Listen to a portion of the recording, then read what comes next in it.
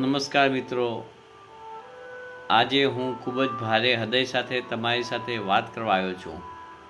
છેલ્લા કેટલાય સમયથી સોશિયલ મીડિયા, ફેસબુક અને યુટ્યુબ પર આપણા સૌના પ્રિય ભારતીય સિનેમાના મહાનાયક ધર્મેન્દ્રજીના સ્વાસ્થ્યને લઈને કેટલીક ખૂબ જ દુઃખદ અને ખોટી અફવાઓ ફેલાવવામાં આવી રહી છે. આ અફવાઓ તદ્દન પાયાવિહોણી અને ખોટી છે. ધર્મેન્દ્રજી આપણી વચ્ચે જ છે અને તેઓ ડૉક્ટરની દેખરેખ હેઠળ સારવારમાં લઈ રહ્યા છે અને આવા દિગ્ગજ કલાકાર વિશે ખોટા સમાચાર ફેલાવવા એ માત્ર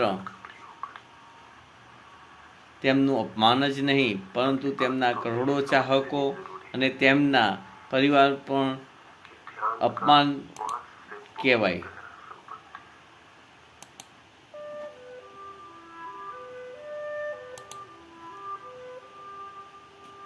ધર્મેન્દ્રજી માત્ર એક અભિનેતા નથી, પરંતુ તેઓ આપણા દિલમાં વસે છે. તેમની ફિલ્મો જોઈને આપણે મોટા થયા છીએ. તેમનો અભિનય, તેમના ડાયલોગ્સ અને તેમનું વ્યક્તિત્વ આજે પણ આપણને પ્રેરણા આપે છે. આવા સમયે આપણે ફરજ બને છે કે આપણે ખોટી અફવાઓ પર ધ્યાન ન આપીને અને તેમને ફેલાવતા અટકાવીએ. ચાલો આપણે સૌ સાથે મળીને ઈશ્વરને પ્રાર્થના કરીએ કે ધર્મેન્દ્રજી જલ્દીથી સ્વસ્થ થઈ જાય અને ફરીથી એકવાર આપણી વચ્ચે એ જ જુસ્સા અને એ જ સ્મિત સાથે પાછા ફરે. હું મીડિયા અને સોશિયલ મીડિયાનો ઉપયોગ કરતા તમામ લોકોને વિનંતી કરું છું કે કોઈ સમાચારને ફોરવર્ડ કરતાં પહેલાં તેની સત્યતા ચકાસી લે.